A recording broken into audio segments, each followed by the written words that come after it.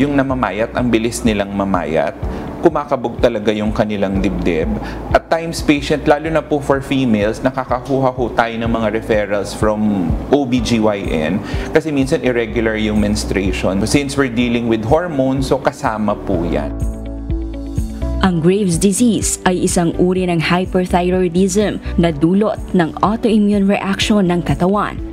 Ayon kay Dr. Paulo Angelo Katindig, isang ENT specialist mula sa Makati Medical Center, nagre-resulta ito sa labis na produksyon ng thyroid hormones na nagpapahyper sa metabolismo ng pasyente. Ang Graves' disease po ay isang part po ng umbrella siya ng hyperthyroidism. No? So ang presentation nila ay yung mga pasyenteng may hyperthyroid. Graves' disease per se is an autoimmune problem. Ibig pong sabihin, may mga antibodies po na nagsa-circulate para ho tumaas or mag-produce ng sobrang daming hormones. Kaya yung pakiramdam po ng pasyente, since we're talking about metabolism, nagiging hyper, kaya po hyperthyroid, nagiging hyper yung katawan natin. Dagdag pa ni Dr. Katindig, may mga pasyente na dumarating sa klinika na hindi lamang apektado ang kanilang pang-araw-araw na gawain, kundi pati ang kanilang tulog at emosyonal na kondisyon.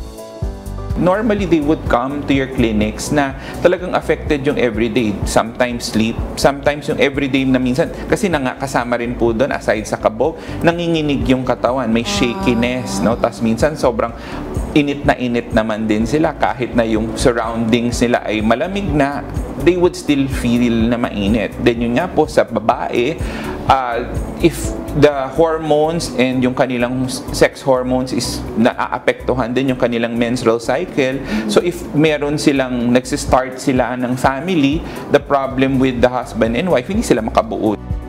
Kaya paalala ni Dr. Katindig, kung ikaw ay nakararanas ng mga sintomas na tulad ng pamamayat, kabog ng dibdib o pagluwa ng mga mata, agad na mapakonsulta sa doktor para maagapan ang sakit.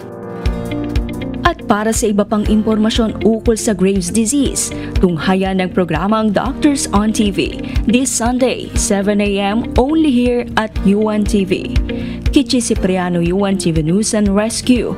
Diyos ang aming sandigan, serbisyo publiko ang aming pinahalagahan.